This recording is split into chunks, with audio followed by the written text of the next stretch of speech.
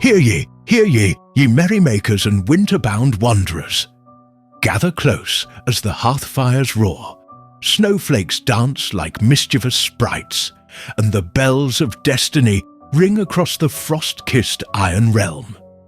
Welcome, one and all, to our annual holiday campaign, a Yuletide chapter in our ever-growing saga, an epic woven from courage, betrayal, and choices weighty enough to shake even the North Pole itself.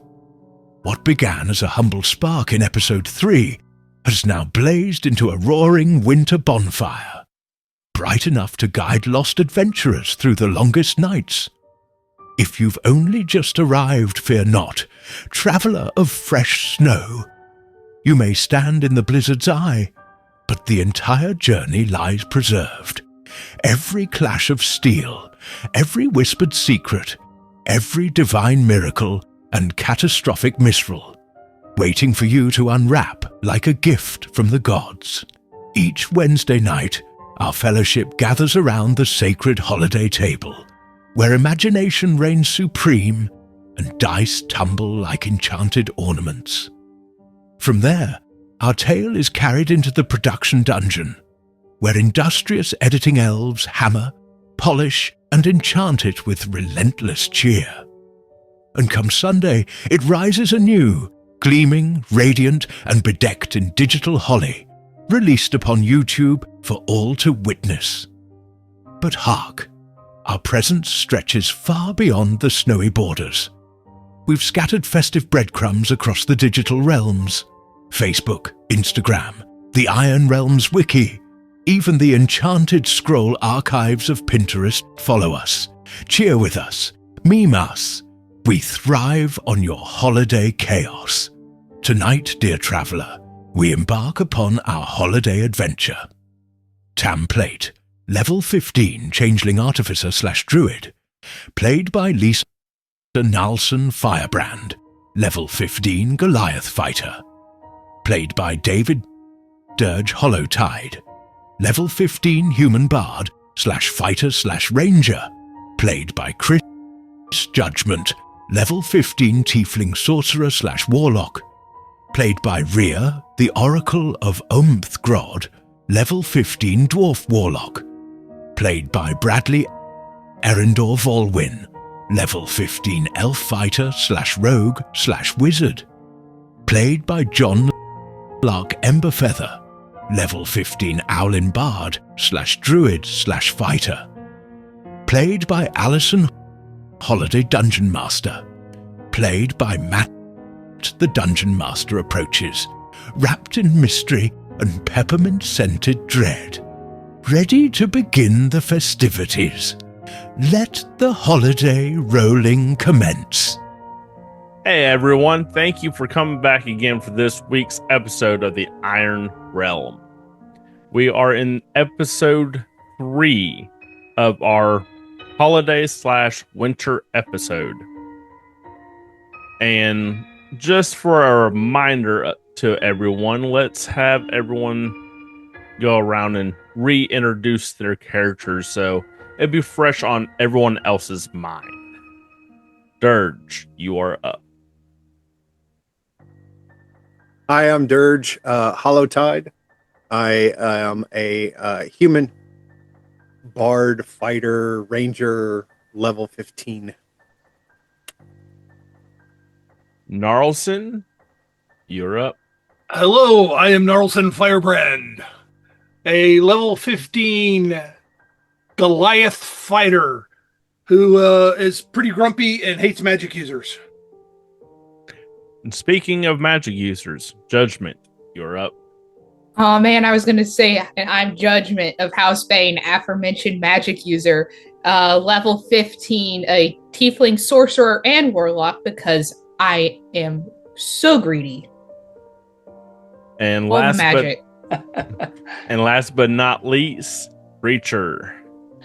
Hello, I'm Preacher. I play Erindor Valewyn, a level 15 elf, fighter, rogue, and also adopter of the wizard class, and very proud of it. And unfortunately, tonight we do not have Tam, Lark, or Oracle with us. They're feeling a little underneath the weather and or getting to the point where they're getting worn out from this week already. So this week has been a tough week for some of us.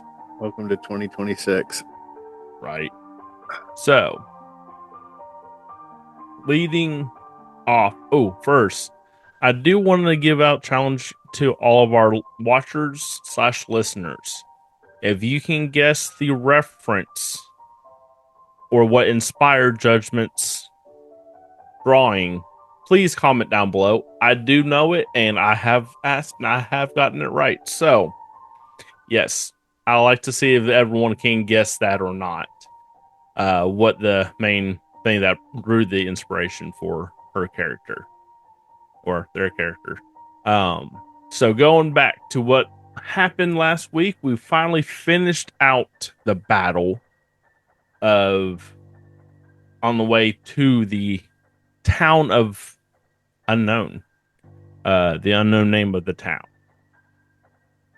So how is everyone feeling after the battle? How are you guys? Well, since the battle's over with, and we're sitting around metaphorically and or really licking our wounds, I'm going to shrink back to normal 7-foot size. And you can control that too. I'm gonna go ahead and let my form of dread drop, so I go from looking really creepy to slightly less creepy. I'm sorry, but when you were saying that, Judgment, Gnarlson just did a 360 right when you were saying it. Well, I would like to shrink. I mean, it is cold and shrinkage is an issue, but I don't have that control of my. Oh, there I go.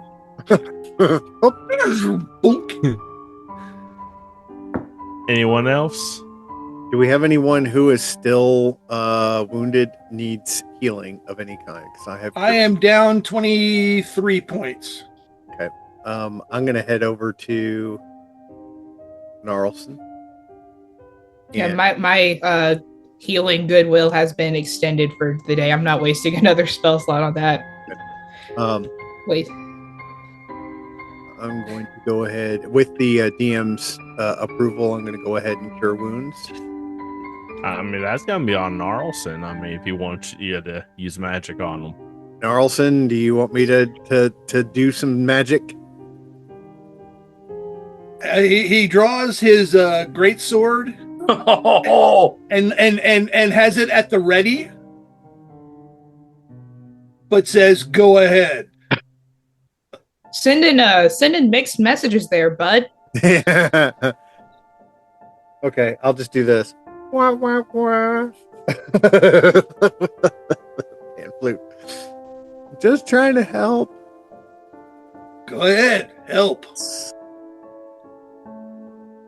That would be 11 points of to cure wounds. Cool. I think I'm good. I at that point. No, would like to point out that it says damage. The damage is 11.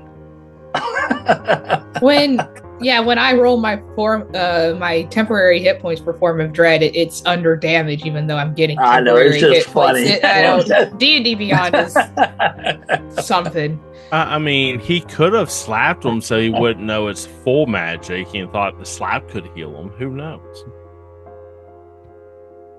I hope that helps in some small way, big tall man. I will let you live another day.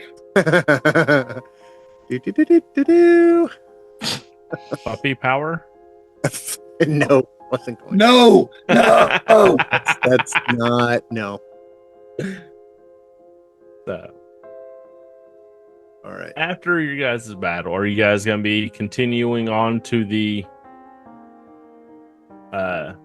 same direction you guys were before fighting, or where are you guys planning? I plan on trudging onward into the snow to find the source of evil. Grudge. That's money. Trudge. What is your guys' walking order for the ones that are here? Gnarlson being huge. We'll you're go normal. first. You're normal size. Which way are we going? North, south, east, or west? We were going Yes. this way, weren't we? That could be. Wait. To the left. The left. Okay. So To the we're left. that way Your left or Chris's left is what he's asking. or that way? Or Gnarlson's left or I should be in the lead. Yeah. I'll be gonna trailing. next. Arendor will bring up the rear. Well, why? I'm moving them out so everyone can assign themselves in the position where they would be at in the line. I'll instead of being in a straight line, I'll stand to the side. So if someone wants to stand next to me and move in marching order, they can. Mainly so that we have, flanking. I'm gonna walk beside Dirge, but carefully spaced out. I'm not really too close to anyone, and I'm definitely trying to put some distance in between me and the guy with the giant sword. And the bad attitude. And the no good, very bad attitude. Do we want to put the other three in the middle of the four of us? For the imagery of it, yes. And for gaming purposes tonight, they're all fainting goats. Should anything happen, they just drop. You could just have them trailing Matt and just be very aloof to anything that's going on, right? I mean, they can't warn you about nothing. I mean, Right. Sort of like goth teenagers just watching the. There you go. I do what you tell me to do, Dad.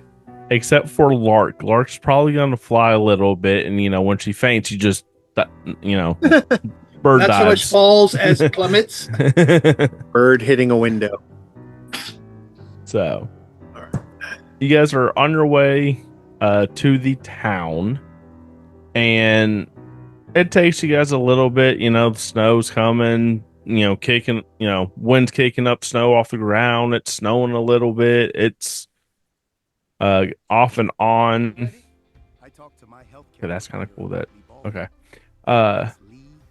And you guys come into the main part of the town. Now, I have you guys standing in a line on this one just for the simplicity of the image.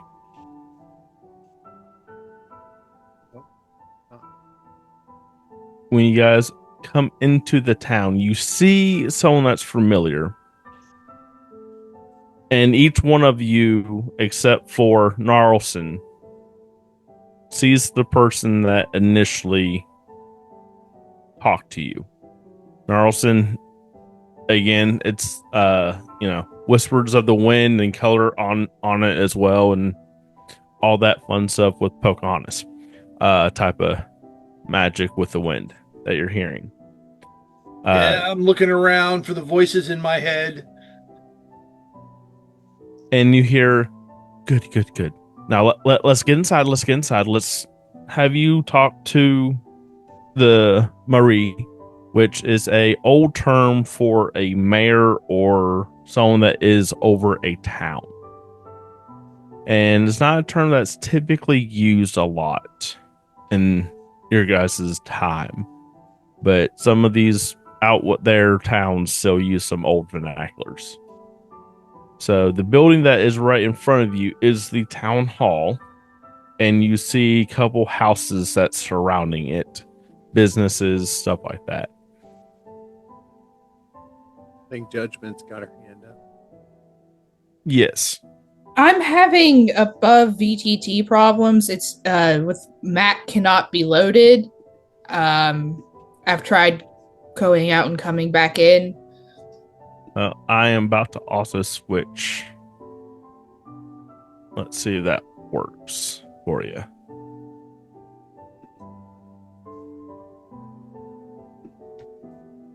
It wouldn't be a game day without technical difficulty. Right. Don't jinx it. I mean, it's even taking a little bit for the screen share to catch up too. Yeah, it's a big map. So I do see on the right that there's under our chat, our game log, it says that you've connected to the server like 8 times. Yeah, it's because I'm getting this little message that's saying map cannot be loaded. Please make sure the image is accessible to anyone on the internet. Yada, yada, yada. I just got the map could not be loaded error message too. Are either of you on Verizon right now? Don't know what my internet service is. I mean, my internet's working fine, and it was working for the beginning of the session with the map that we were on, but when he went to change the map, it's just like, nope, can't do it. And out real quick before we get into that, I'll look at everything in a minute. For the audience, unfortunately, I did not have everything I wanted to be able to put in this map, so that's why you're seeing some blank parts mostly. Theater of the Mind. Upon entering into the town hall, you will see a little desk, and it'll be basically the equivalency of the receptionist, and it will be a little dwarven person, or what you guys would perceive as a dwarven person. And let me look at the maps. Like, for the sake of, if we want to just keep things going, I can just look off of the screen share, but I just can't move or access the map on my own screen. You can tell me where you want to move, and I'll be happy to move you. Where is little man? Yeah, you are talking about the person that's at the desk. The desk. Yes. I will let me try to ping. Okay.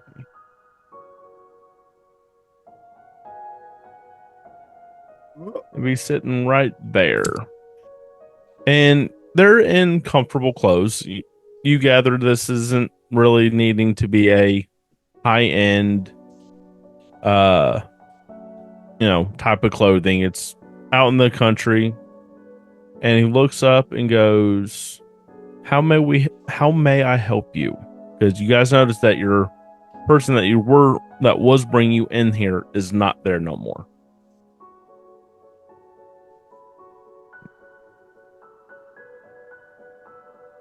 I got nothing on this.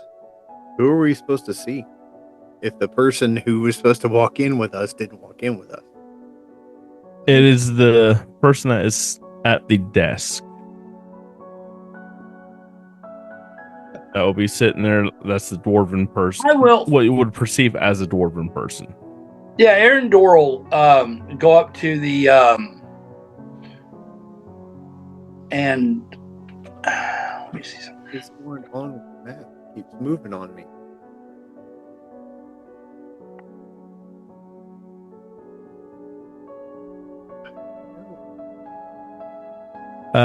Click. Yeah, I was gonna say you probably don't have it clicked where it's select. If you right click, and you can actually move the map that way too. And so I'll Arendor will say in Dwarvish that we are here. We have been summoned here, and we are to meet with I believe the mayor of the town. He looks at you, odd. Has an expression that that just strikes him that Dwarvish. He wouldn't assume that you would have known his mother tongue, for the simplicity of not very many people know Dwarvish anymore. And that is just how, because he doesn't hear it other than at home. He looks up and goes, "Ah, yeah, that's right. That's right. You guys are the adventurers.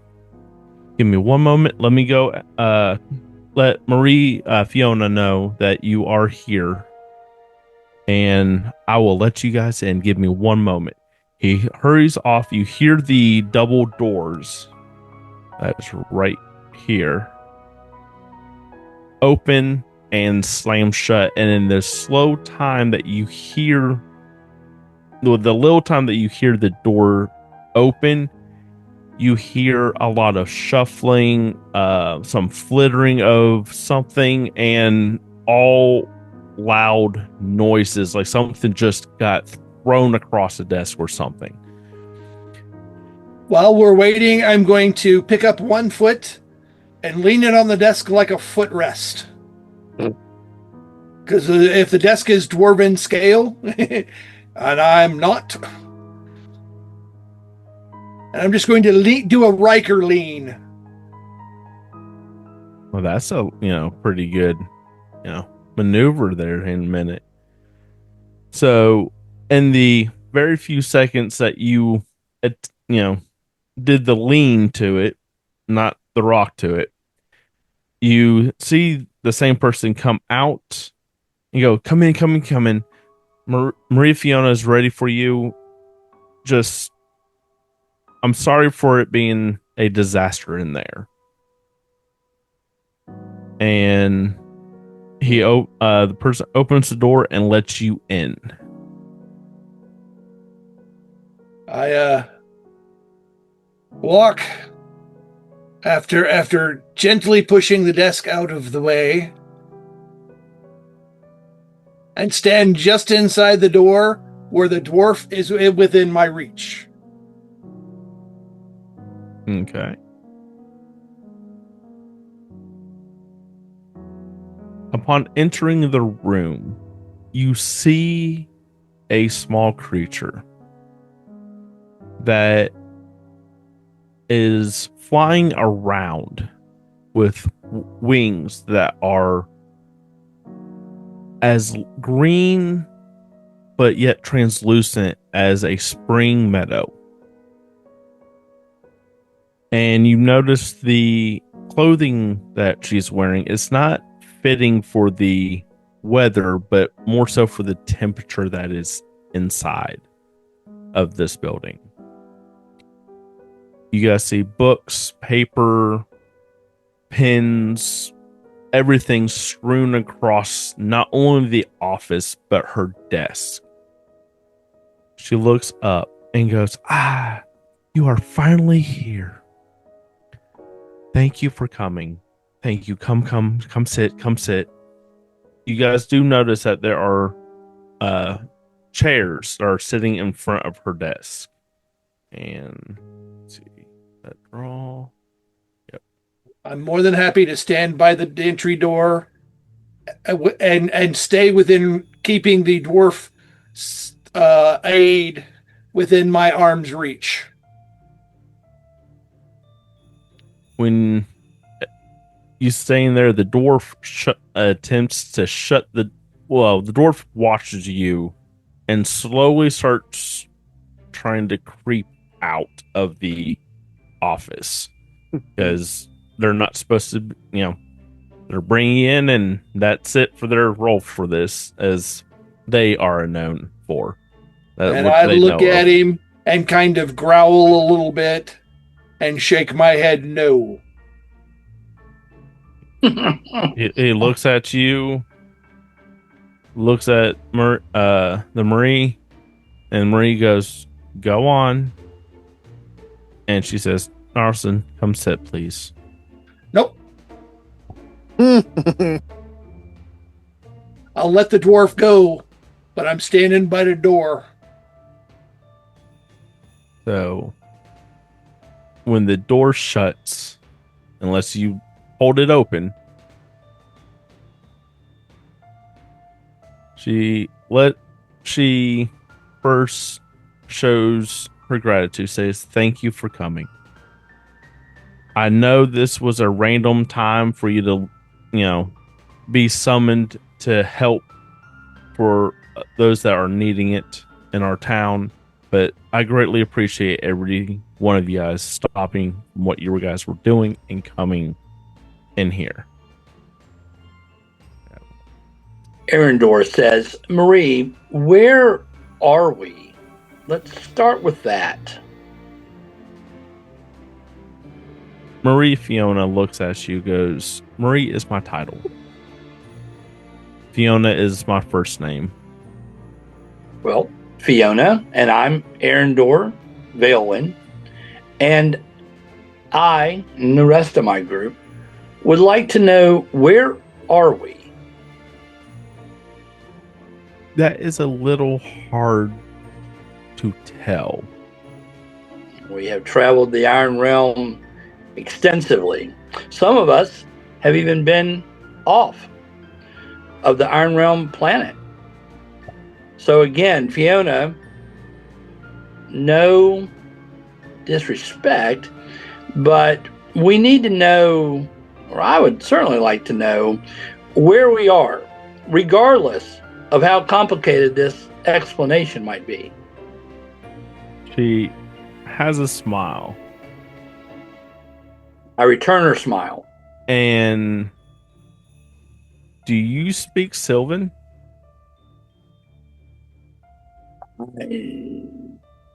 If you're, is that one of your languages? Is Sylvan is different than Elvish? Yes. Then no, I do not speak Sylvan.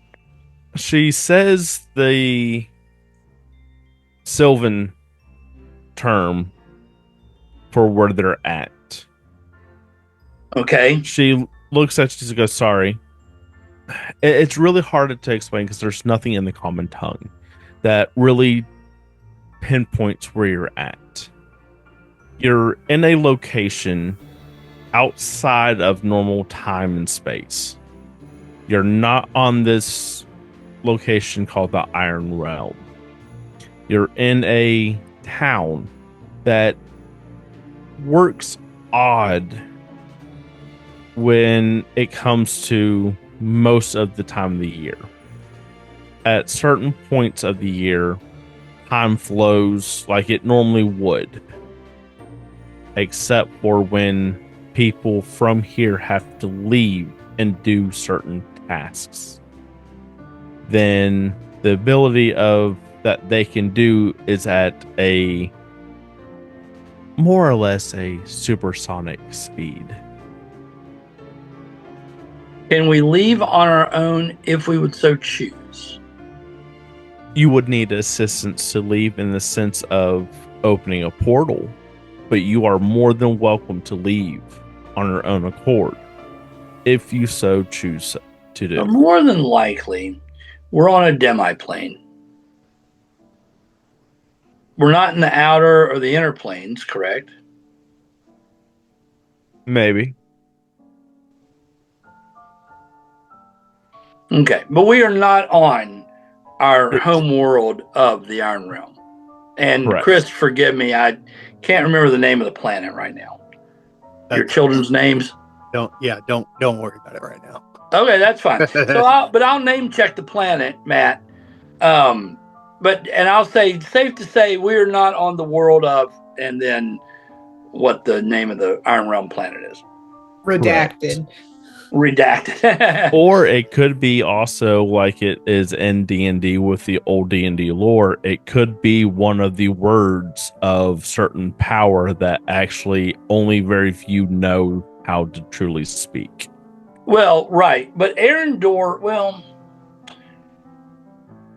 I'm talking about for Arendor would have maybe... Arendor, in part of his... especially as he delved into being a magic user, and with his extensive levels, or his level of where he's at in his life, he might have toyed around with that or tried to explore parts of the cosmos, the wider world around him. But anyway, that's his line of questioning. or that's where some of this line of questioning is coming from, and basic curiosity of where exactly they are. But regardless, he'll take it for face value what you've said, and he thanks Fiona. Thank you, Fiona. Thank you for indulging my questions. Just, I would like to know if there's anything that we should be expecting that we would not commonly be used to. And I know that when we travel, I've had some friends that are planar travelers, but I know that outside of the material plane, some things can be, how's the best way to say it? Iffy at best when it comes to things like gravity, reality, things like that. So I was trying to get a lay of the land of where we might be, and if there's any, anomalies that we need to watch out for. She will say on that, she says there are phenomenons when it comes to certain times randomly throughout the day where you will have a snowdrift, you will have, sheets of ice appearing out of nowhere. I mean, there are times where there's fog that will just appear out of what seems like nowhere. Some extremely cold wind for a period of time and stop, like suddenly. So, and that's a normal occurrence here. I'm not 100% sure why, but that is the normal occurrence. But going back to the reasoning why you were summoned, or more or less asked to come help, we've had a creature. Creature's not the good word for it. We have a person that was extremely happy, jolly, excited to help make items for people that randomly, when he sees what he likes to say his best friend, he gets excited, jumps, yells his name. But he started to turn, being more darker, not as happy. And that has created some issues around the town. And there's a stone edifice, a stone, don't want to say an altar because that's not what it is, but this stone object has appeared in front of the shop that he frequently would work from. And it has indentions in each location on that big slab of stone. We don't know what they are. One of the indentions looks like a odd double scythe type flail weapon. I'm not quite sure. I'm not a martial person, as you can see. I don't go grabbing weapons, and I'm more or less bureaucrat.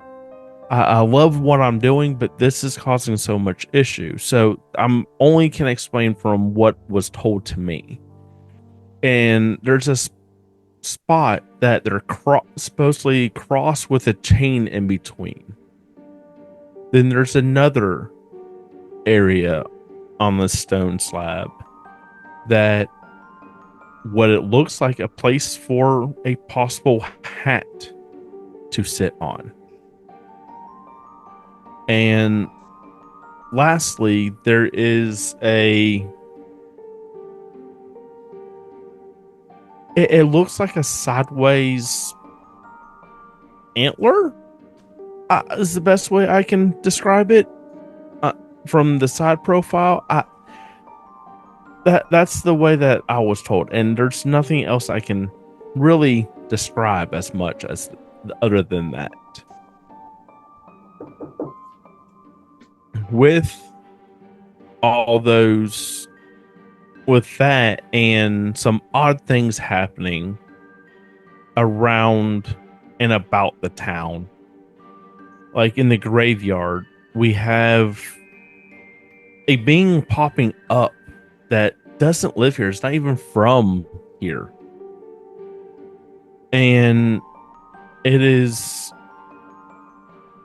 terrorizing the people trying to visit their loved ones. It looks like it's a vegetable with a face carved on it. I'm not quite sure, but that's what people are telling me when they're coming back and reporting when they see this thing. Then there's a place in the mountain that is about an hour and a half, depending on the conditions outside, of walking, that all of a sudden that there is a door opened about midway up the mountain. And then lastly, there are things that start appearing all of a sudden. You would have a snowman that becomes dark and it starts attacking people and just disappears.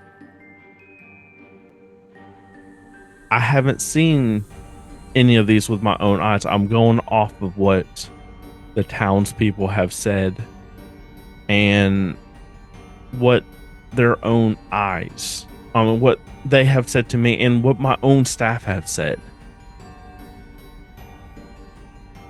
Because of all this, everyone's not outside playing, having fun like they used to. This place used to be joyful, happy. I mean, you would have snowball fights between the kids and the adults, and then the adults will have a snowball fight or a competition of building things out of the snow. That hasn't happened this year. And the feeling here is not what it used to be.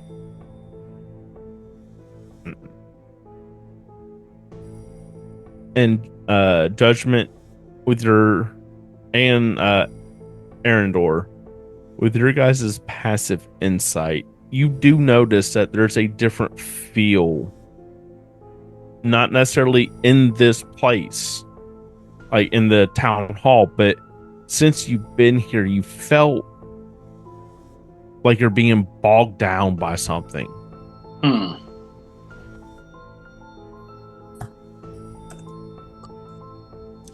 When Fiona, when did all of these anomalies, the person that was happy and jolly and is now not happy and not jolly, when, and all these other things, the stone object, the mountain with the door in the middle, did all this appear at one time over a series of time? And when did this all start? The mountain, I can't tell. Not very many people go up there, so that's a newer thing that's been reported to me, like within the last couple months. And again, couple months here may end up being a few years your time. Then also on top of that, the graveyard. Hold on real quick. You see her going through her desk and trying to find the first report from the graveyard, and you see her like going, and she flies across the room, and she goes over here and looks, doesn't see it, flies over here, doesn't see it, flies back, and she goes, and she goes back, goes, okay. So the graveyard has been, in the last 6 to 7 months, our time. And the snowman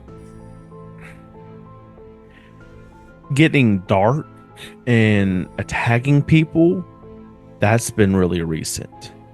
That happened right before I sent out your guys's summons, I guess I would say what it would be for you, but that's a newer thing for us.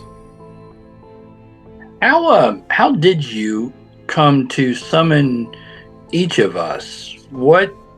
And I look at my companions. What? How did you decide who to select and how to bring us all together? That's a little harder to answer.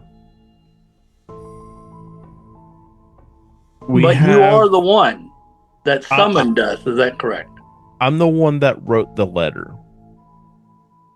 But there is someone that guided me to each and every one of you guys. I put my hand on my sword and my spell book. They know how... they know your guys' character. And when she says that, she looks at Gnarlson and just takes a glance and looks right back at you, Arendor. And I sneer. He knows the character and what you guys are truly supposed to be. As in, not anyone that is conniving in an evil type of way. Yes, you have some that are conniving in a sense of doing things in the right reason, but not always going. And she looks at Gnarlson and goes, about the right way of doing it, but the intentions and what they're doing is always for the best.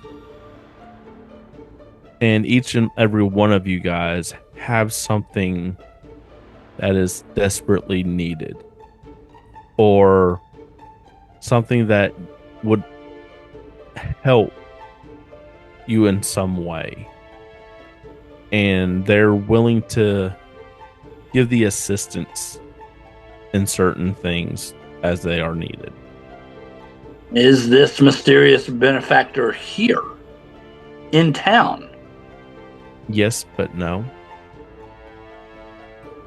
This being is here, but not here.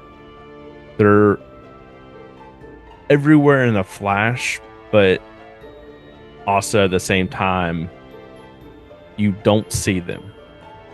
You may have heard rumors of this being, but you have never officially have met this being. This being is known throughout the plains for different deeds, or possibly the same deeds. I don't know what all the plains have told about this being, but there are stories about this being.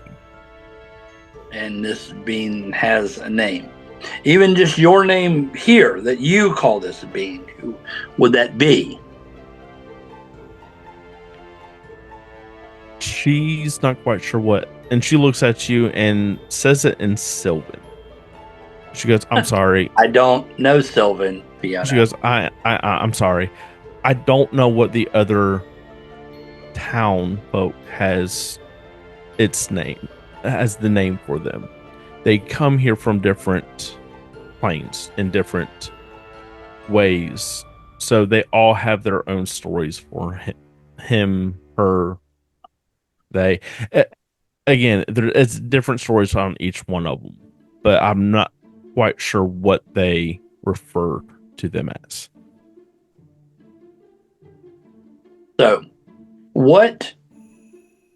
we're here. What exactly do you want us to do? Why have you summoned us here? I would love for you guys to try to help the individual that came here and see what you can do about the malicious things that has been going on. You know, since that person has been turning more darker, all these has been coming to fruition. So if you guys could help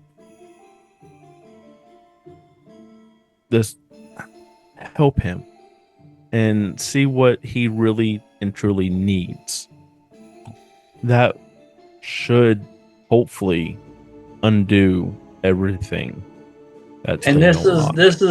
this is okay. So this is the same person that summoned us, or this is someone different? The person that she's referring to is back to the original person she was talking about. Right. The person that used to be happy and jolly, would make items for people, but is now turned dark and melodic and is not willing to help people. But what I'm trying to get at, as Arendor talking to Fiona, is this the same person that's behind summoning us here? No. That she only knows their name in Sylvan. No, the person that is, they're two different beings. Okay, then who do you know the name of this being that used to be happy and jolly and now is not, that you want us to help? Do they have a name? The name that I know of is Not Buddy. Not Buddy? Mm-hmm. Not Buddy. And where was Not Buddy last seen? We haven't seen him in a while, but his building has that stone slab that I described, and every door's locked, every window is barred, and there's no way in to this building that we can see. And that's only been since that stone slab has been erected at some point, because that just appeared one random night. It just popped up.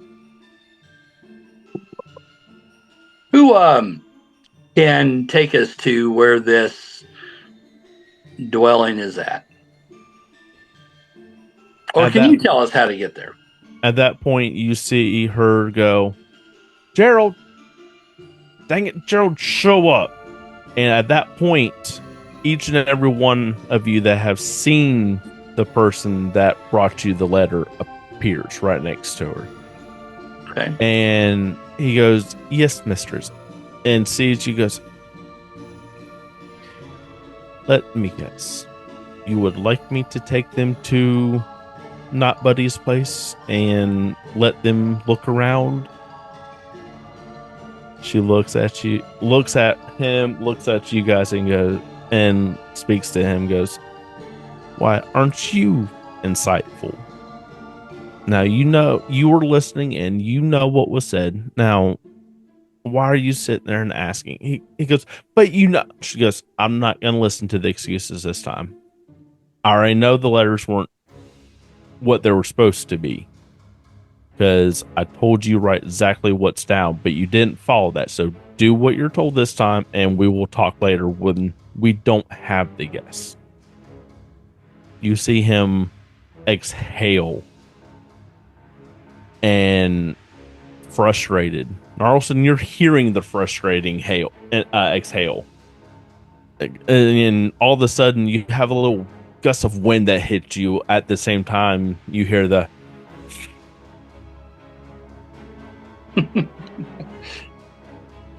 So Fiona, obviously you have, and our mysterious benefactor has taken great pains to summon us here.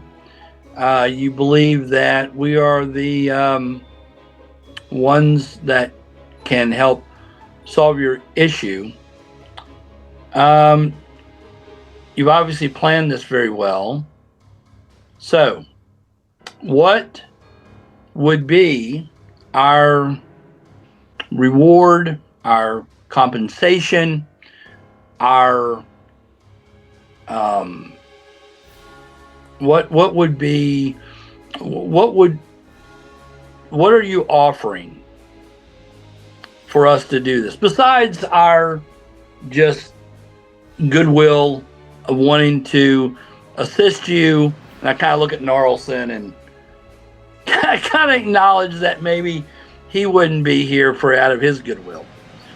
But yeah, I'll say, Fiona, besides just our moral compass of wanting to assist you, what are you offering this group, this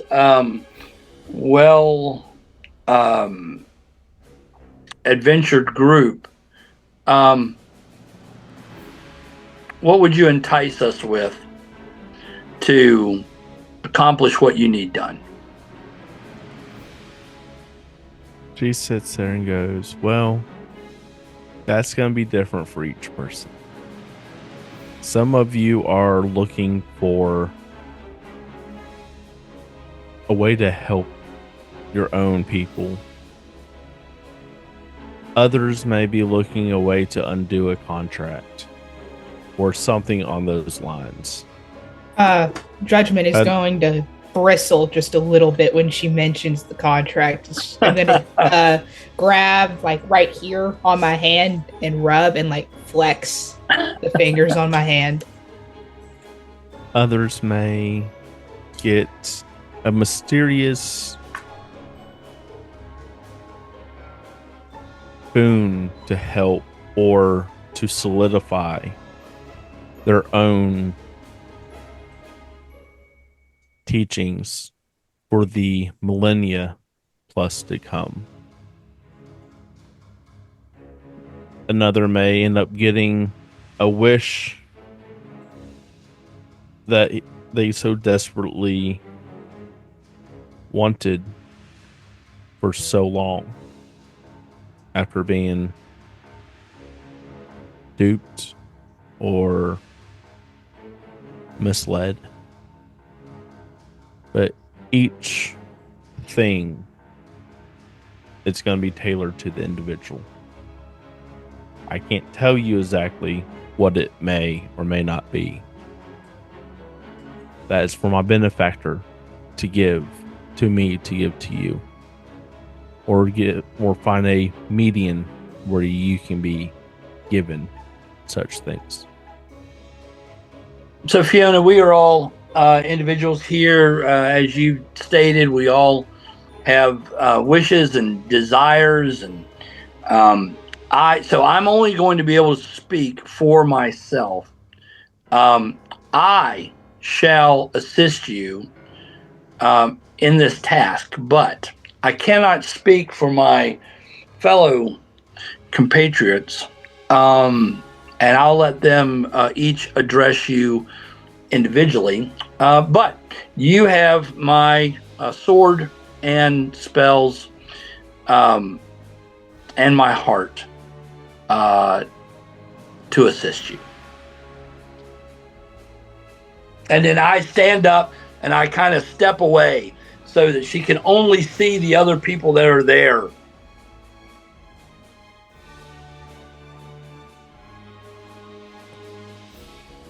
Does everyone else agree, or do you guys have other questions? What I say is you best not betray, and I should get what I want. I will redress this wrong. You get what is needed, not necessarily that is wanted. But it will be in the line of what you're needing to do what is needed to be done. She looks over at Judgment. I'm just gonna like kind of stand up, very curtly. I'm not really being personable here, being like, well, aside from how frustratingly vague everything that just came out of your mouth was, I already agreed to be here. There's no point in asking why not.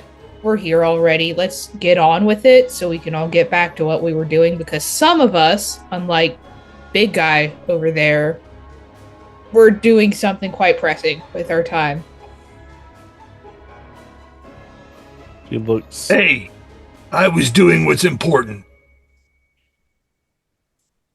I think you and I have two very different definitions of what is important, but again, I don't care what you think. Cool. Creepy magic user.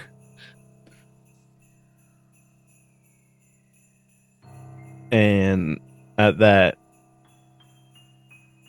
you are taken by Gerald, leading you out. You're going through the town hall, past the desk, and you see her flying out,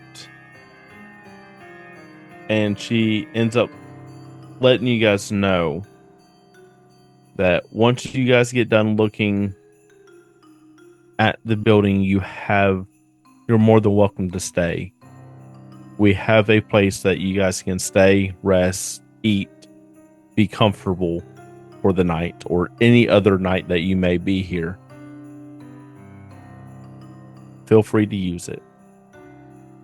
And Gerald will show you where that is on your way to the shop. Gerald then takes you guys out in the main part of the town, into the town square, and on the edge of the town. Now, granted, I will also let you guys know I don't have a map for this one, but I will put you in what would be the town square, just for the simplicity of seeing everyone. So I tell Fiona before we leave her presence, I tell Fiona that I am slightly wounded from our last battle, and so if you have any healing clerics, any things that I could, resting would be fine too if the rest of the group would like to do that, but any healing that you could bestow upon me, I would be more than happy to take it. She looks at you,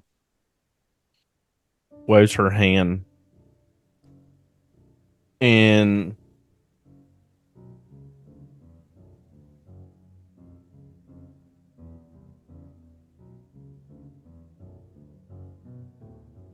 get 20 points of healing. Nice. All right. And so I give a little curtsy to her as I straighten up my tunics and get everything in order. So perfect. And when I thank her again. And when her hand goes across everyone, anyone that needs healing also gets the same amount. Nice. Or tops you off.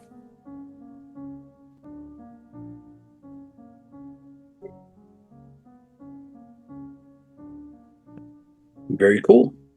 Making sure that everyone on there. And let's see if this will work.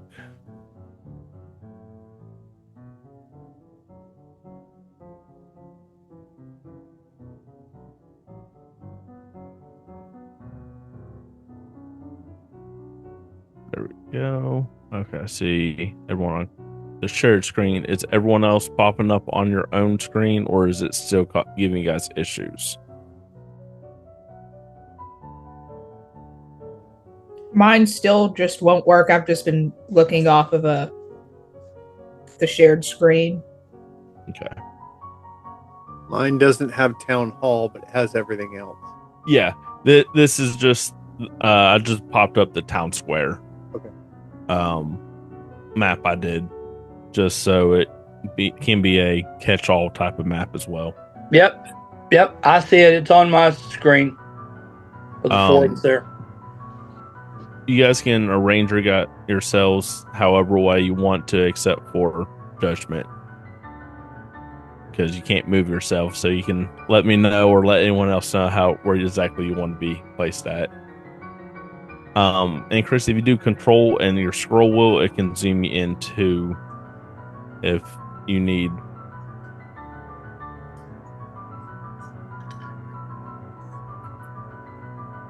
So he takes you guys to the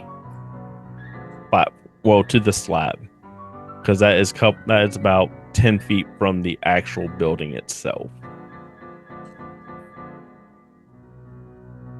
And he shows you what she was talking about, what Marie Fiona was talking about. You guys do see what would be almost like a dual hand scythe weapon that, from what you guys can guess, what it would be with a chain connecting them. Then you see within 6 inches from the edge of the one on the right hand side of it, is a raised center that is a sphere type. But you also notice that it's raised just high enough where something can sit on it. And there's a circular notion that circular and that place where something can sit in on there, almost like you would expect from a mannequin head that is having a hat on display. And then lastly, you see it's hard to describe, and even trying to describe it from memory, it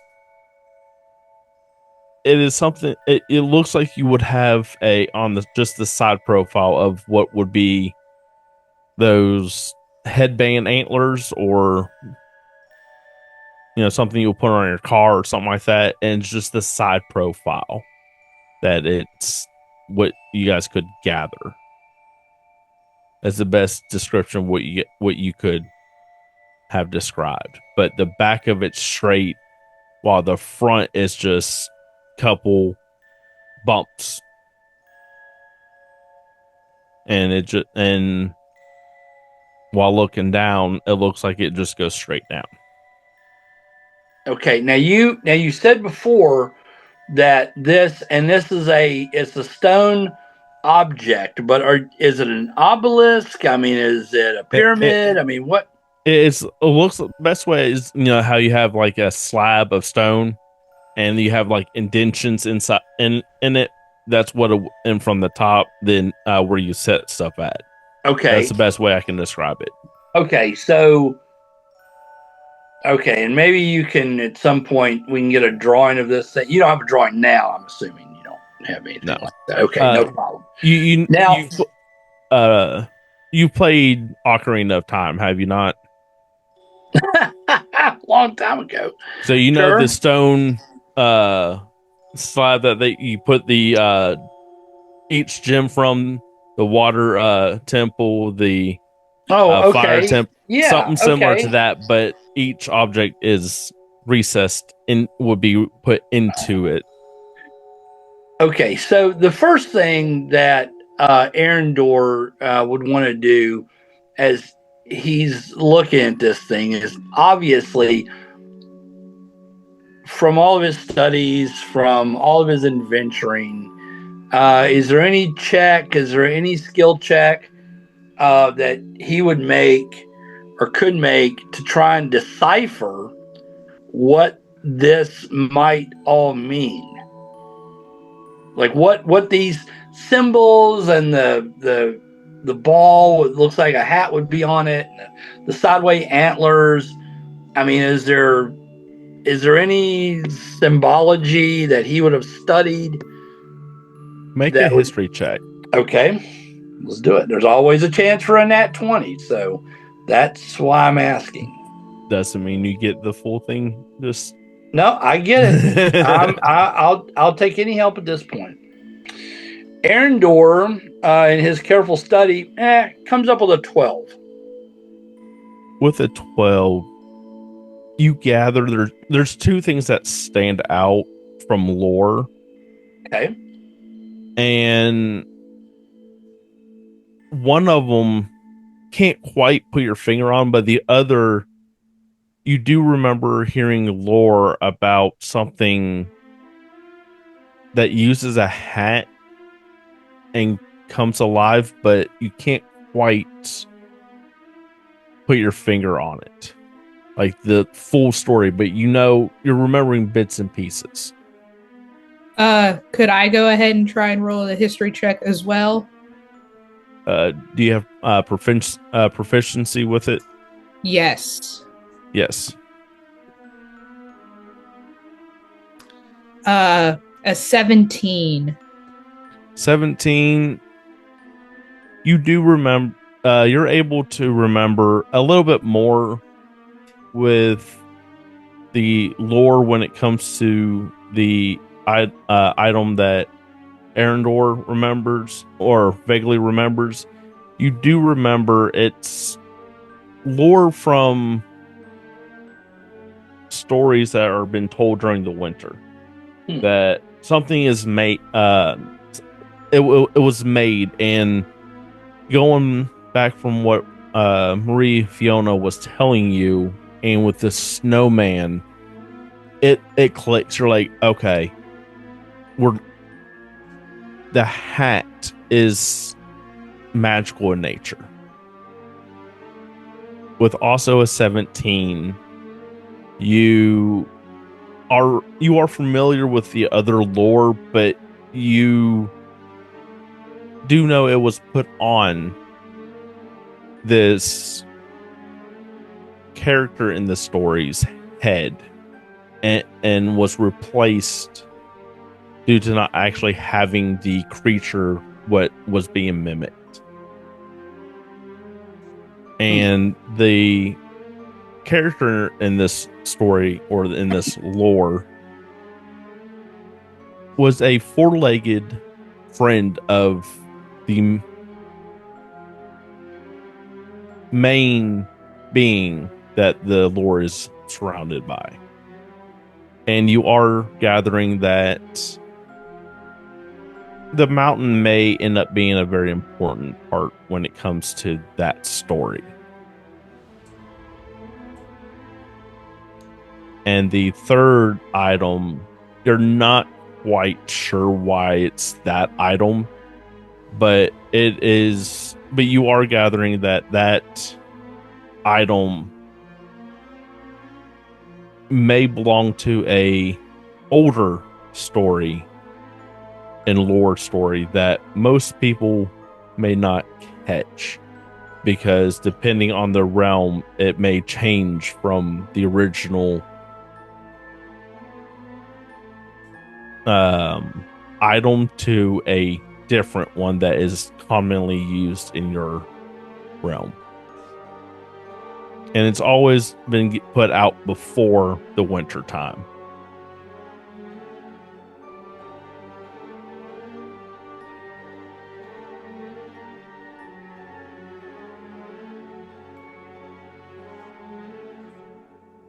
Okay. And this stone is located where?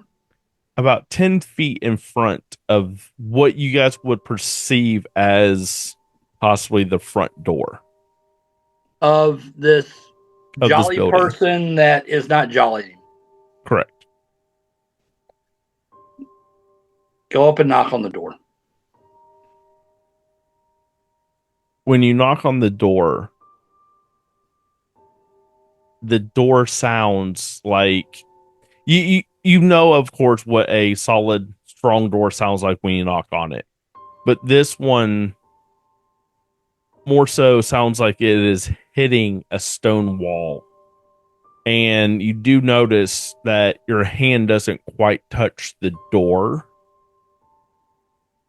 and stops mere nanometers before you would actually touch it.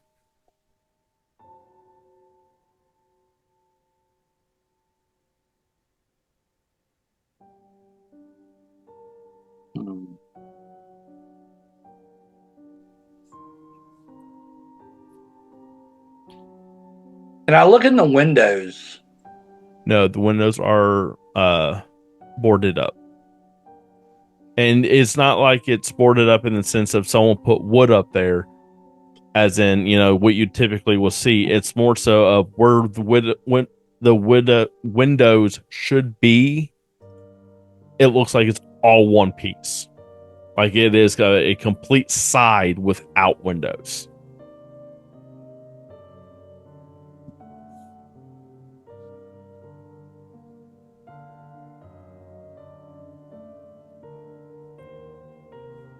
I mean, is there? I'll walk around the building. Well, describe the building. It's a large building, 2-story building. The building. I mean, what?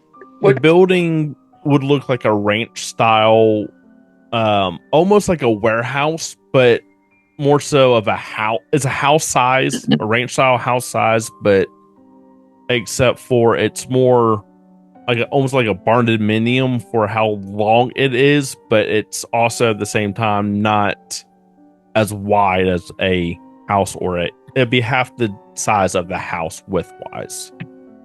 Gerald, go ahead.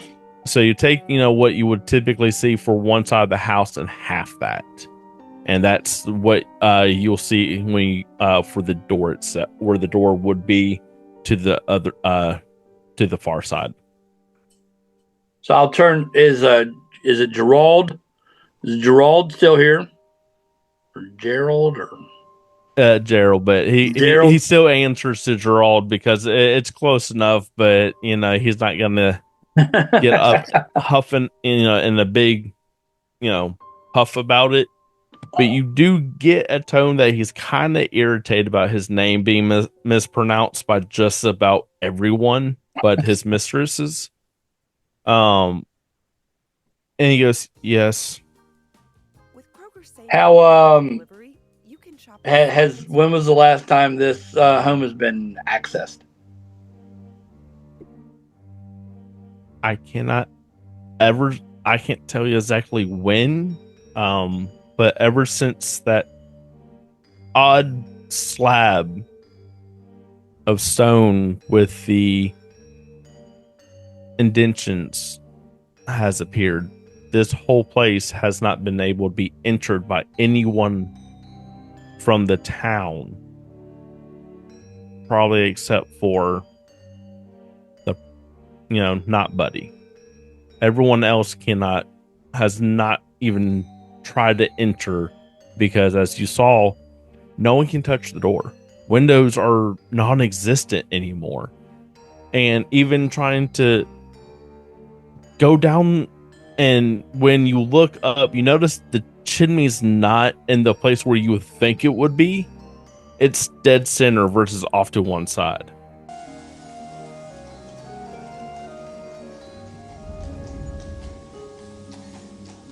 In the Iron Realm, every journey begins with a choice, a path, a steed. From mossy glades to gilded towers, Realm Rider Transit Guild carries you swiftly, safely, splendidly. Choose your pace, a donkey for the rugged trail, a carriage for comfort and charm, a skyborne dirigible for those who dream above the clouds. Founded by Sir Garrick of the Seven Saddles, Realm Rider blends magic and muscle, offering enchanted root stones, bonded beastmasters, and bardic entertainment for the discerning traveller. Book your passage at any Realm Rider waystone, found in taverns, guild halls, and market squares. Your route sigil will glow when your steed arrives. Realm Rider Transit Guild. From cobblestone to cloud, your journey, your steed. Welcome to the Saltine Keg, where the fire's warm, the ale's cold, and the biscuits are blessed. Found in cities across the Iron Realm, each Saltine Keg is locally owned, steeped in tradition, and brimming with hearty fare. Whether you're a weary traveler or a curious local, you never know what stories will unfold when you step through our doors. Tonight's offerings? Let's take a look. Hearty suppers and platters. Sink your teeth into the hunter's roast beast, slow roasted venison or boar with root vegetables and thick gravy.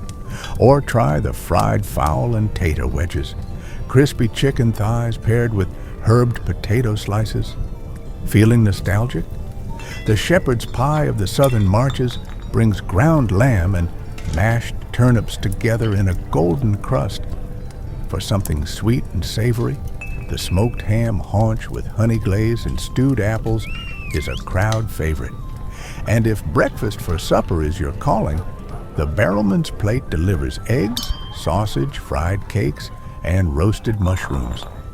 Each entree comes with your choice of 2 sides: butter-steamed greens, stone-milled corn mush, honeyed carrots, crisped tater discs, or the pickled root medley. Breads and biscuits. Warm your soul with flaky buttermilk biscuits, golden corn cakes with honey butter, or a rustic loaf of hearth bread. Sweet finishes. Indulge in the apple crumble of Eldon Hollow, the moonberry cobbler, or the velvety sugar cream tart. Each a spell of sweetness to end your meal. Tankards and draughts. Raise a glass of barrel-aged ale brewed by dwarves deep in the mountain halls. Or sip on sweet cider, goat's milk, or enchanted spring water drawn fresh from the well. The Saltine Keg, where stories simmer, laughter echoes, and every bite tastes like home. Come hungry, leave mythic.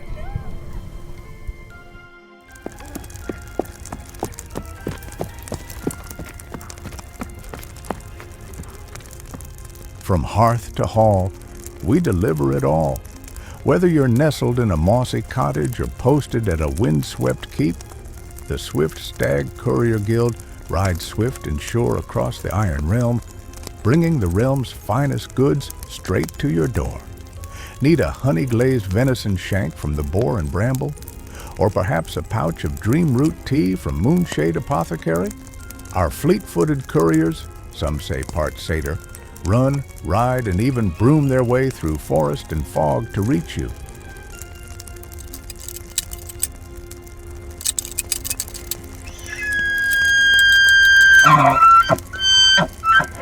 From enchanted combs at Velvet Antler Emporium, to cinnamon knots fresh from the Soot and Spoon, to wax-dipped candles and ink vials from Glimmerwick Provisions, we partner with the best, so you never go without. Deliveries within 5 leagues of any major town or guild outpost. Rush orders, just 1 silver more. But beware, dragon sightings and magical storms may cause delays.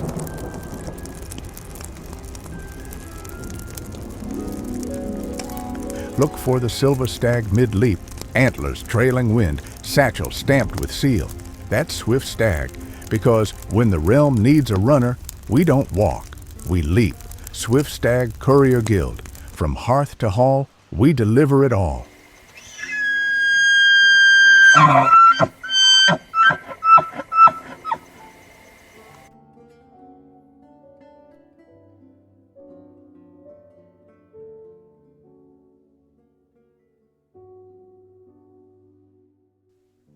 And I'm talking about like perfectly dead center in of the house, which makes no sense where a chimney would end up being. Even the chimney is blocked, and no one can try to get down it. So, okay, I'll burn a first level spell slot. Let's do detect magic. It's concentration, 10 minutes. And I want to inspect everything. So I want to inspect the obelisk or this stone slab, the door, the building. So it says, I sense the presence of magical effects within 30 feet of myself. Search such efforts. I can take a magic action to see a faint aura around any visible creature or object in the area that bears this magic.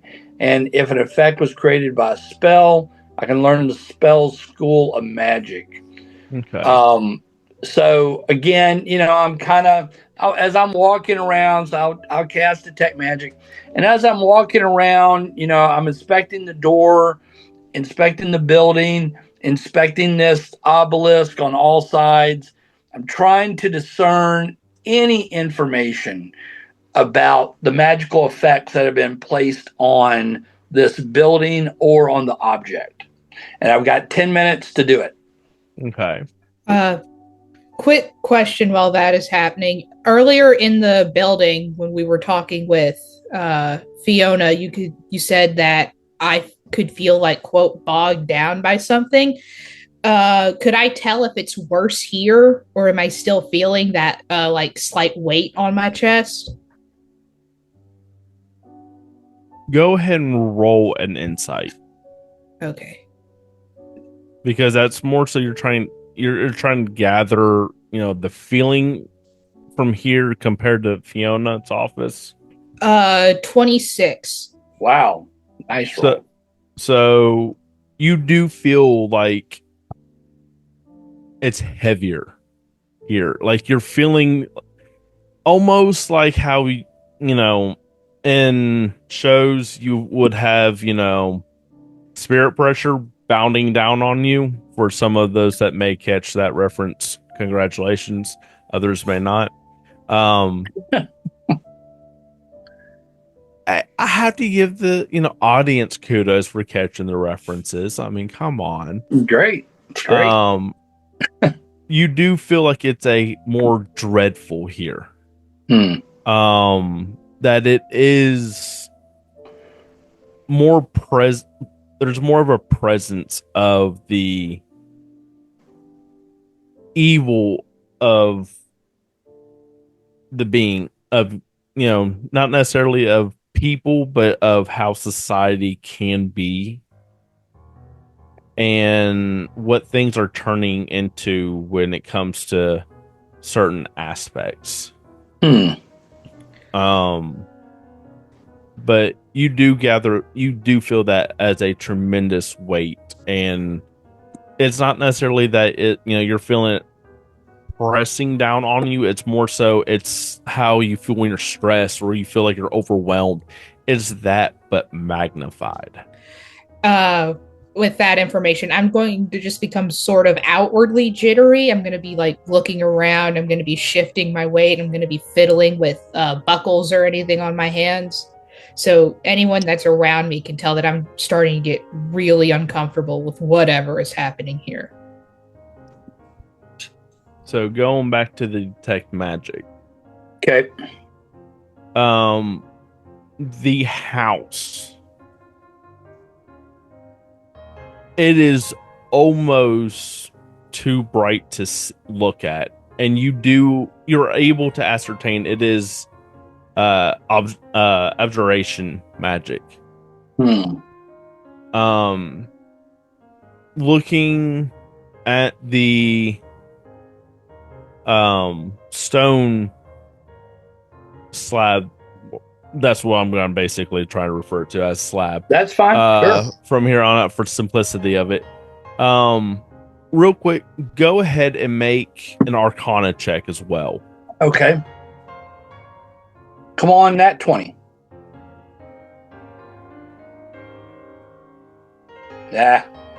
Terrible. 7. So you are able to ascertain that the slab there has some kind of combination of enchantment, but also evocation.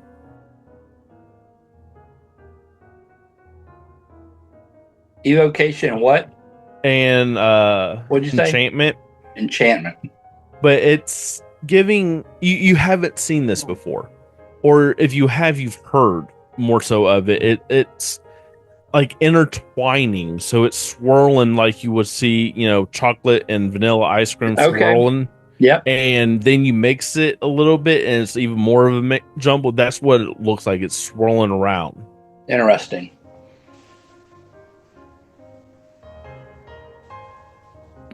Chris, is there anything you would like to do out of, as your character, but obviously, can't speak? Your character themselves can't speak.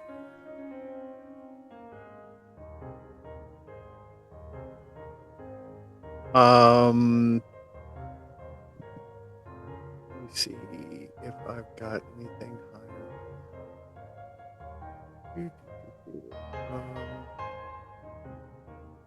I'm going to use try a Dispel Magic level 2. Okay. See what happens with that. Go ahead and roll your d20.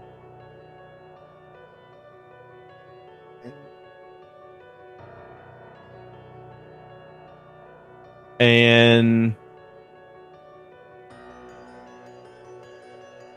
let me know what you roll with adding your I think it's what, d20 plus the level. Yeah, which is level 3. If it'll do it. Oh, machine. Let's see. That's indoors.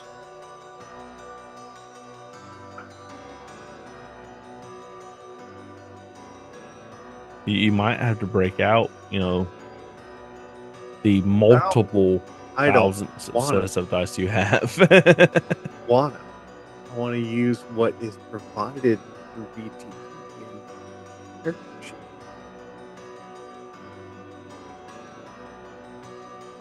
Because I'm afraid that my math will not be as good as it should be. Let's try this again. Dispel Magic. Cast. Come on. It is. No. That's not mine. Why didn't it do it? Cast it.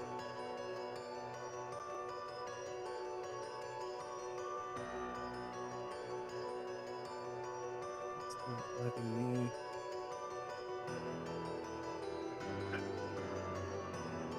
Deal with it.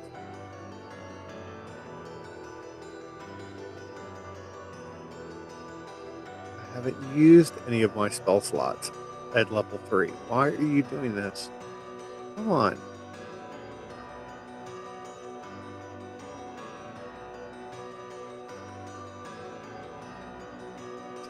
Just cast.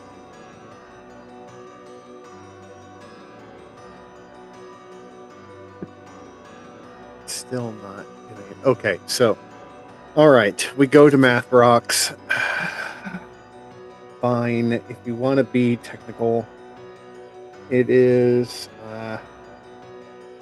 9 plus 3rd level. Okay. When you cast Dispel Magic, now are you casting on? You said the building, or I'm assuming. I was assuming the actual slab itself, not the slab. When you cast your Dispel Magic, you can feel it trying to take hold, but instead of seeping into what you typically would feel, it's seeping into the object itself to break apart the spell. It just washes over and goes off of it. That is, and doesn't seem like it affected it by any means.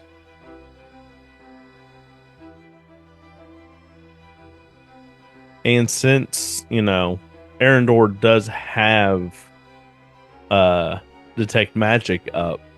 What does your spell when that dirge, does it have a certain note to it if someone's able to see the magic happen?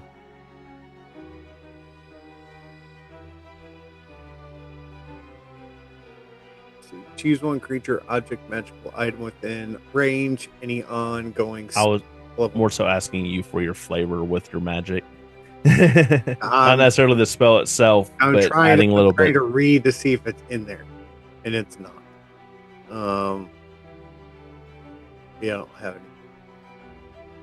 any. Okay. Anyone else, Gnarlson?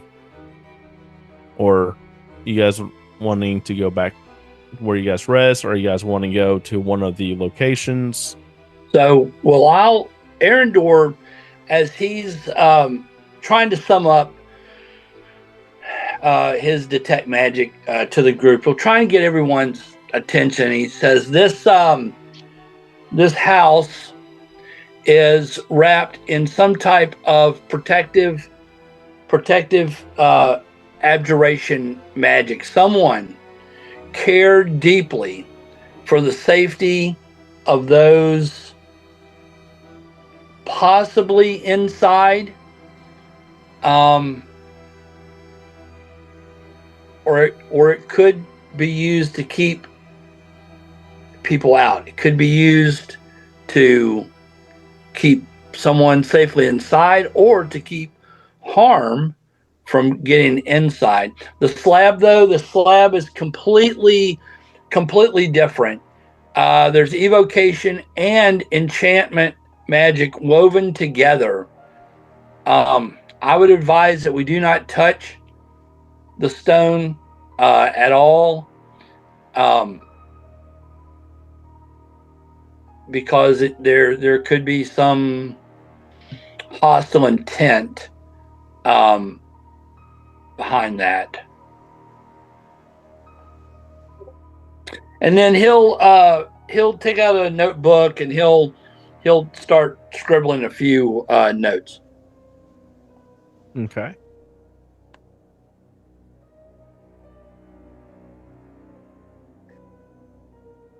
So where are you guys wanting to head to? Or do you guys want to leave here?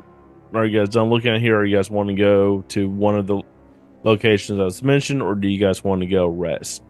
You guys, I will also let you guys know is this area doesn't have much of like a night day 100% type of feel. It's more so you gather that certain times of the year the night day cycle is very odd and particular, very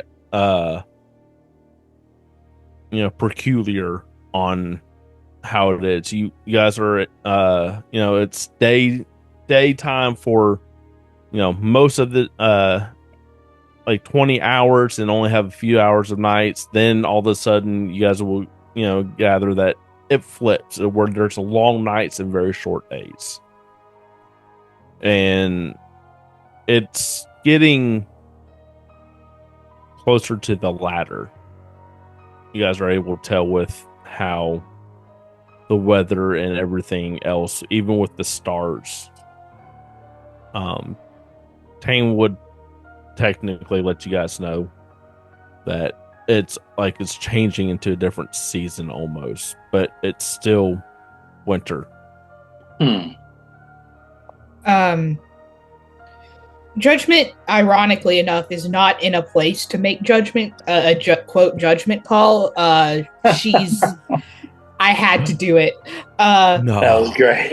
Nice. I couldn't help it. Nice. I mean, it literally wrote itself. She's pretty much willing to go anywhere except for here, but it's starting to get to a point where she's really kind of freaking out a little bit. Whatever's going on here, it's like bad, wrong, I don't like it. I'm not used to feeling, she's not really used to feeling that weight of like that caused by other magics. She's usually the one doing that to other people. She's not really feeling good being on the other side of an oppressive wave of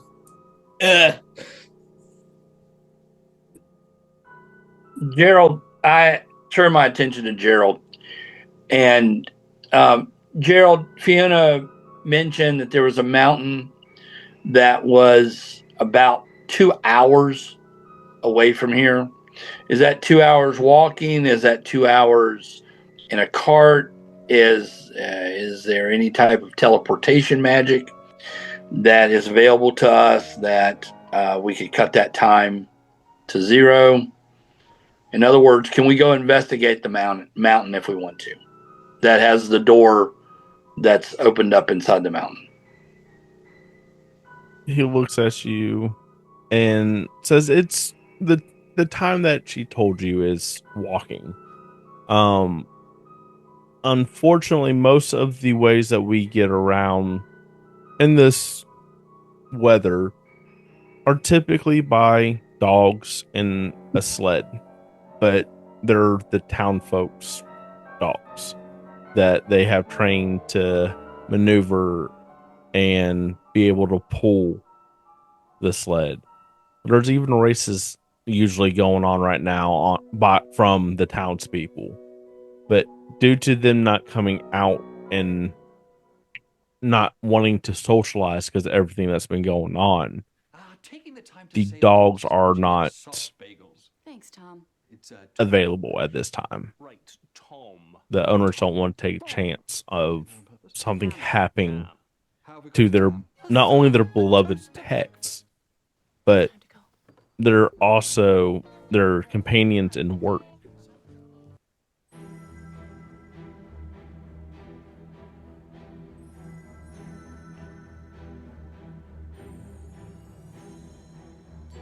So, you guys want to go to the mountain? So, what is the consensus of the group? Where is our next step in trying to unravel this mystery? We can wait till another attack happens in town. We can rest. We can eat. Let's go up the mountain. The other known thing is this mountain that has a door that is mysteriously. Is that what Fiona said? A door appeared in the middle of the mountain, halfway up the mountain. Mm-hmm. So, I mean, that seems like a tantalizing thing to go to. Okay. I'm just gonna drop the piece of the bit of lore about the mountain that you told me out of character. I'm just gonna give that to the group since she's hearing discussions about going up the mountain. Whether that'll influence anyone's choices or not. Okay. Does everyone agree to go to the mountain, Carlson? Okay. So, you guys are... Let me do this.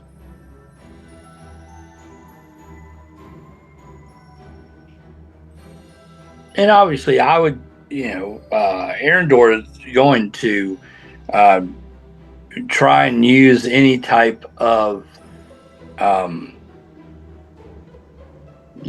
chance that we have to not hoof it for 2 hours to a mountain if we've been summoned here to try and take care of some problem. So I'm assuming Fiona or someone would provide some type of transportation, whether it would be horses, whether it would be a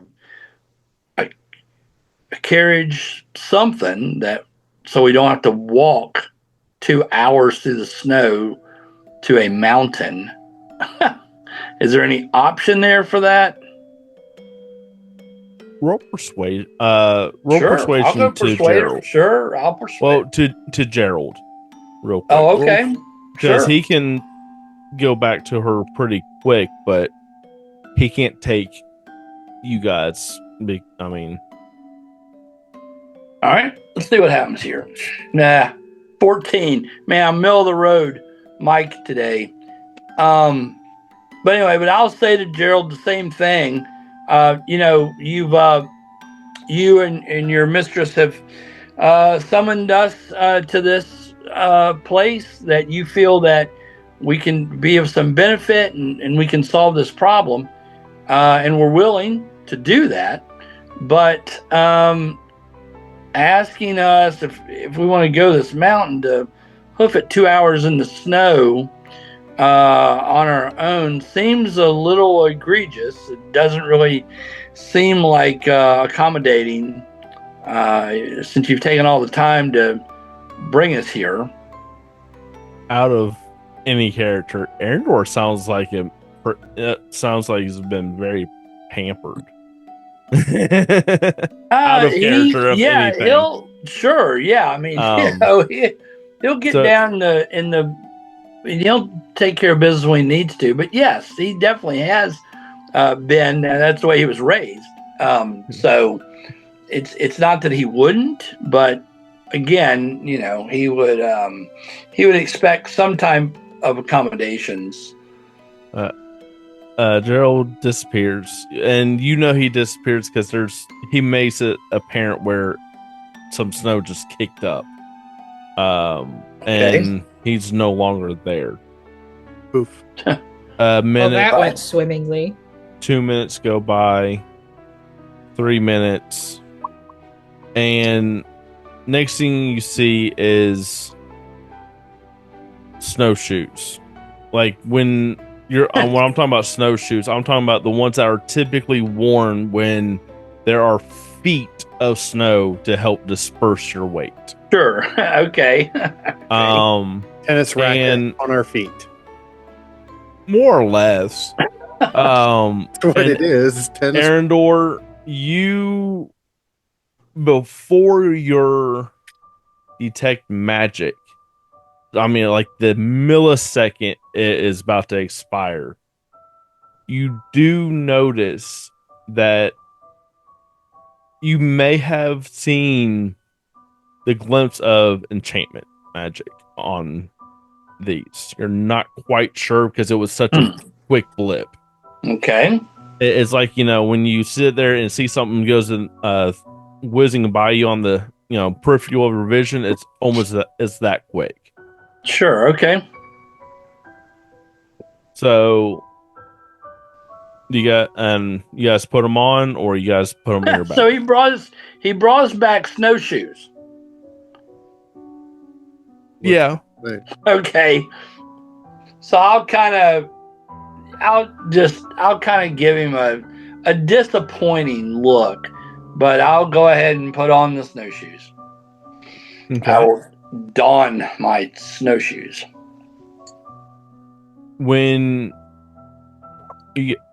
After you guys put them on, when you guys take a step, you notice you're moving a lot quicker than you typically are. Dexterity check. If you would like. Are we gonna face plant in the snow? Hey man, I'm not Kansas. I mean, he doesn't have land legs. His is legs. ocean Yeah, that's right. Look, I'm not used to cold at all. I'm wearing like nothing that that you should be wearing in the snow. 6 years running, Grain-Soak Ale reigns supreme in the kingdom of Ethukoth. Crafted by the Grain-Soak brothers in small batches, originally served only at the Dusty Kettle Tavern in Balastar VR, now served across the realms.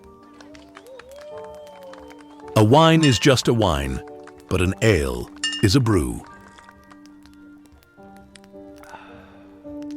Grain-Soak Ale, now served across Ethukoth and Astarag, not sold in Aformith. Drink responsibly, not suitable for halflings, gnomes, or fairies. Welcome to the Saltine Keg, where the fire's warm, the ale's cold, and the biscuits are blessed. Found in cities across the Iron Realm, each Saltine Keg is locally owned, steeped in tradition, and brimming with hearty fare. Whether you're a weary traveler or a curious local, you never know what stories will unfold when you step through our doors. tonight's offerings? Let's take a look. Hearty suppers and platters. Sink your teeth into the hunter's roast beast, slow roasted venison or boar with root vegetables and thick gravy. Or try the fried fowl and tater wedges, crispy chicken thighs paired with herbed potato slices. Feeling nostalgic? The shepherd's pie of the southern marches brings ground lamb and mashed turnips together in a golden crust. For something sweet and savory, the smoked ham haunch with honey glaze and stewed apples is a crowd favorite. And if breakfast for supper is your calling, the barrelman's plate delivers eggs, sausage, fried cakes, and roasted mushrooms. Each entree comes with your choice of 2 sides: butter-steamed greens, stone-milled corn mush, honeyed carrots, crisped tater discs, or the pickled root medley. Breads and biscuits. Warm your soul with flaky buttermilk biscuits, golden corn cakes with honey butter, or a rustic loaf of hearth bread. Sweet finishes. Indulge in the apple crumble of Eldon Hollow, the moonberry cobbler, or the velvety sugar cream tart. Each a spell of sweetness to end your meal. Tankards and draughts. Raise a glass of barrel-aged ale brewed by dwarves deep in the mountain halls. Or sip on sweet cider, goat's milk, or enchanted spring water drawn fresh from the well. The Saltine Keg, where stories simmer, laughter echoes, and every bite tastes like home. Come hungry, leave mythic.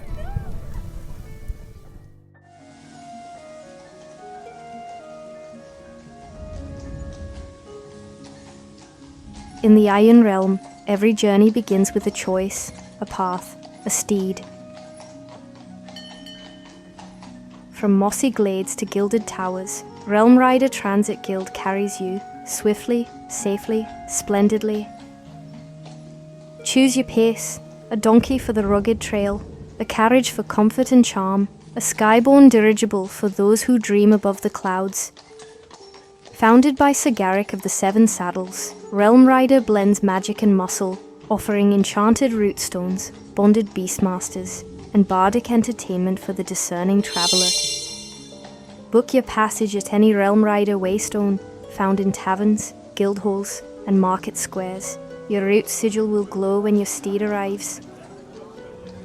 Realm Rider Transit Guild. From cobblestone to cloud, your journey, your steed. And because of that, Dirge, you do notice you're feeling a little warmer. Ooh, 17 plus 4, 21. I'm okay. So when you take a step, you notice at the same time you take a step, the ground freezes a little bit. And gather that's something that happens because of what Marie Fiona has mentioned to you guys about being very volatile on the changes of how the weather is, but you're able to ice skate. Wow. Very easily on That's impressive. the basically what it would be equivalency of, a wall of ice, but it's on the ground. Okay. So, and it freezes the top couple layers, but when you get, so far, you stop, you trip just a tad bit, but you're able to catch yourself and notice you're walking on snow again. Okay. I'll tell Gerald, lead the way. So, Gerald is not there no more. You are able to see the mountain in the distance. I mean, it's a gigantic mountain. You can't miss it unless there's a fog or snow or blizzard or something that will obscure your vision. The mountain is very easily. It's almost like seeing Mount Rainier, and you live in an hour from it, hour and a half, 2 hours. I mean, you still are able to see the mountain if you're close to it. All right, So- if everybody has their snowshoes on, let's head towards the mountain at the quickest pace we can go. Let's trudge. You said trudge or drudge? Trudge. Not dredge. Okay. Is it Or gonna... dirge. And Chris, at this point, I need to take care of something real quick. I'll be right back. Okay. And we can do a commercial here if you want. Editing wise. Pause. Or that too. I mean, Actually, I don't know how you're editing. Okay. All right, so we're That's heading fine. to this mountain on the with the magical snowshoes, Yes. and we're making haste. We're trying to cut this 2-hour trip in half or more. So yes, it is not Space Mountain, so no one's going for a ride per se. There's a reference. I have a fun story to tell about my experience on Space Mountain when we're not recording. Well, wait, I think we are recording. Oh, when Yes. you're not. I know. when we're I not. said, Or not. yeah. When we are not. If this is Ric Flair's Space Mountain, yeah, don't be recording. So, guys, you can rearrange how you guys want to, and if you guys gonna walk like this, if you guys gonna walk in line, judgment if it's still acting out on your screen. I don't think we have that quick where it just disappears. But yes, place you guys in the order that you guys are marching in. Yeah, I think judgment. Just probably let us know. Yeah, probably the same order as before. Kind of that diamond shape that we had. Yeah, Okay. I'll be a few paces out from Dirge, but back away So from Gnarlson up front. Gnarlson. Yeah, Gnarlson up front, and then Okay. Dirge and Judgment. So, would you guys be 5 feet, 10 feet apart? I'll be 10 feet apart. I'm already nervous, and I'm still kind of coming down from the whatever was happening over there. In judgment, you do. I will say, going back to that, you do actually feel a little bit, lighter almost. You still feel a little bit of the pressure like it was in the town hall, but not as much as it was near the building. Yeah, but I'm still a little just on edge, not actively panicking. I've got my head back on, but Okay. I don't want to be too close to anybody. Gnarlson would let me know. Well, There he is. apparently Gnarlson went swimming in the moat. Gnarlson, you're the tip of the spear. Yes, I am. Would you be there, or place yourself wherever? And Arendor, you do the same. Yeah, I'm in the back of the group. I'm happy to be in the front and trudging through the snow, making a path for others to follow, and being the first to encounter anything that happens. So, Story wise, are we going to leave our other 3 companions that are not here just in the town? they are being relayed the information. They will catch up when they are able to. Okay. Cool. They won't be too far behind you. And If needed. right. So, I mean, worst case scenario, it might be, 20 minutes, no, I'm just kidding. But you guys do know, you guys see the mountain, off to your left, and you guys see an opening going to the left, going towards that mountain. And going up towards that area, you hear faint seeing, but you can't quite place the words or what is actually being conveyed in the music. It is a distant type of almost like an echo, but it's not coming from the same direction that you guys came from. And when you guys walk up to the base of the mountain, you see some type of like stairwell almost that is going in and disappears into the mountain. Are you ready? I talked to my healthcare provider about Libaldi. That's Lee. Do we see this door? That it's like it's just an open area where you're seeing the stairs going up. It's not a door, but there is a little bit of almost like a walkway, but it's immediately going into a where you guys can gather a spiral staircase going up. Okay.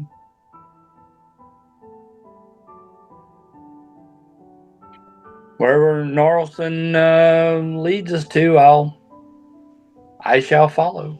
Up the stairs. Okay. So you guys do feel that it's warmer slightly because it's not out in, it's not completely open to the elements. Just slightly warmer because you're not feeling the wind and everything. And how are you guys walking up the stairs? The stairwell is big enough where you guys could possibly walk two and two, or you guys can walk up in a straight line. I'll go ahead and just file in right behind Gnarlson. Okay.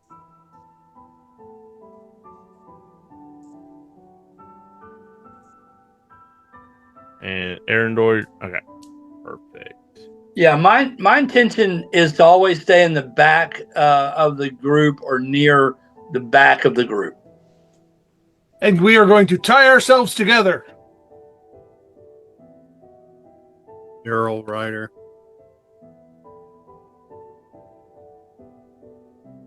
Okay.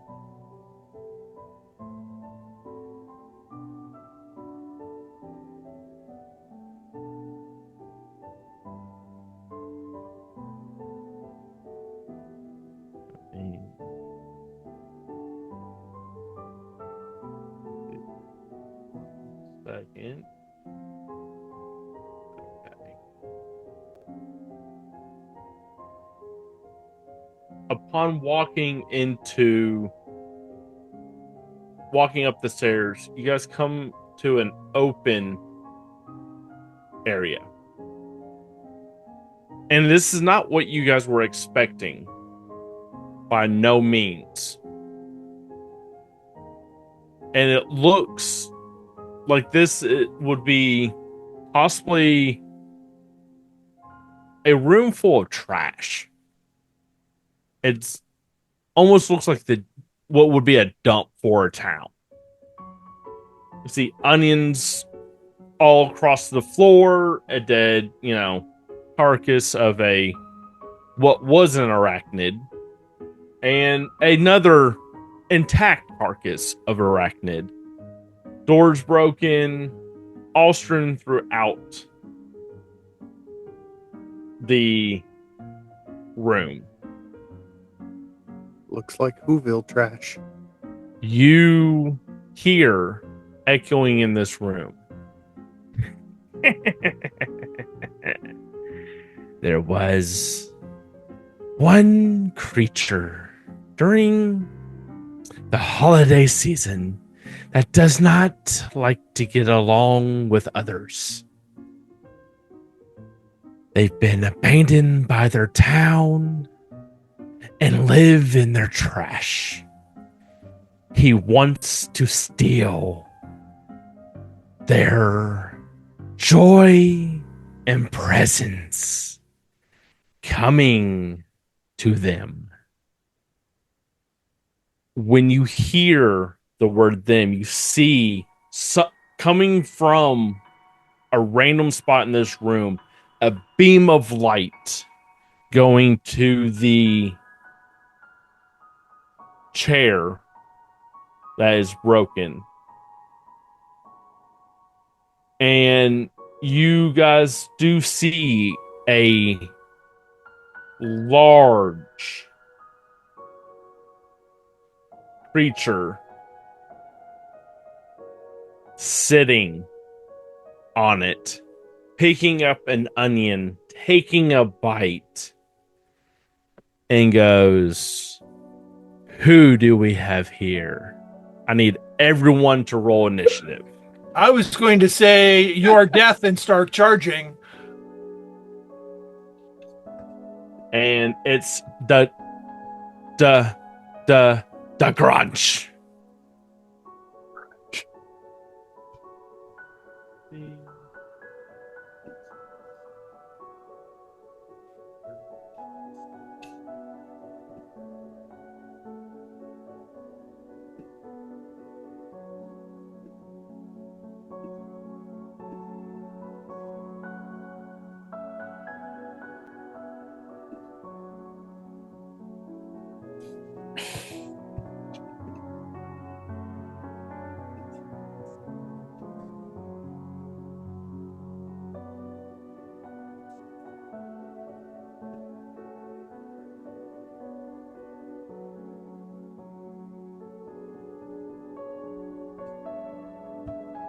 And let me add you guys into the tracker.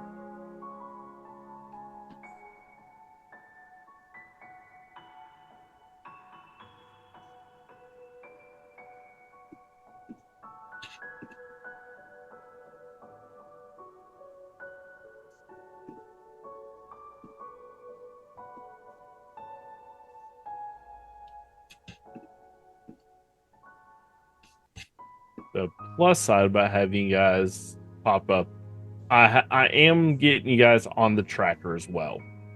That should be in the top left. I'm putting, because the tokens that are being used are not your actual tokens from your sheet. That I clicked and dragged. These are ones that was made by our normal DM, and I appreciate the help with that. Dirge, do you have a advantage on initiative? I do, and it Okay. was +2, and so it was 16. Did it not? Did it not? Yeah. It's not your actual token from your character sheet. It's one that you actually made for us. It is showing up in the chat, but I'm popping it up and generating the actual numbers in the initiative. Yeah, my initiative is 16. So, and mine was 18. Yes, Arendor was 18. Okay, but it's reporting 16. Nope, it's reporting 15. It's fixed. Yours on my sheet says 18. On my sheet, it says 18. Yeah. Okay. And Gnarlson's is 15 and Judgment's 11. Oh, okay. All right. And I see it's 18 now. I got you. Okay. And you guys are noticing as well that there are, in the areas that there are vegetation that you guys can gather, there's also some rustling.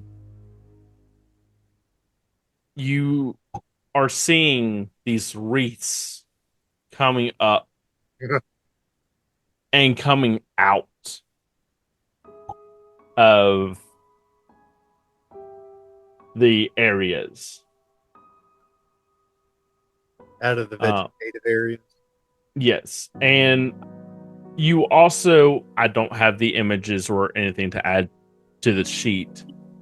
There are some discarded boxes and they look like they're old presents almost. And they're almost like combining, like, I don't want to say a certain Zord, but from my generation, or even going back, if we're going to go back a little further, I cannot think of the name, but they're combining to make one big pile of presents that are forming an arm, another arm, and two legs. So like a Voltron. Thank you. Voltron. My brain went dead on the name. I'm like, I know the reference. I just can't think of the name. I wanted to say Megazord, but that's also based off Voltron too. When Didn't Transformers steal that with the Constructicons? Possibly. Don't get me on. I didn't even know those were a thing. And with that, let me also get them populated on there. My icon entered the void. I don't know. I just went poof off the map. There's an easy way I can fix that. DM, just so you know, that that formation at the bottom left, that's actually a giant, not a it's 4 squares instead of just one. Yeah, it automatically populates it as a. Can you not grow it? Yes. Talking about gargantuan. Yeah, it should be large. Yep. Large is 4x4. And our party should actually some of our party should actually be familiar with that character. Not this particular party, but our D&D group should be familiar. Oh, the Christmas present Gollum, right? Holy crap! The Christmas present Gollum, right? Yes, that's exactly what it is. That was your creation. Yep. Awesome! Wow. Yep. Matt and I talked about it. He has the stats for it too. Yep. I pray for us all. So where is this? Do you have the Grunch on there? You said the Grunch? Yes, Doug Grunch. Doug Grunch. Is he at the chair? Yes, it should have populated that. I don't see anyone in the chair. We are just doing every little thing to dodge those copyright. Hey. Nice. I will and right at initiative is where we're going to end tonight. Oh, all right. Yay. Oh my. I think I just lost my gun drop buttons. I would like to say thank you to everyone that's watching. I appreciate you guys taking your time out of your day or whatever you're doing to watch us, or even listen to us if you have us when you're doing chores or driving or whatever. I appreciate it, to everyone. Thank you. And let's come back next week, see how this battle's going to go. I'll see you guys. And as always, let's roll.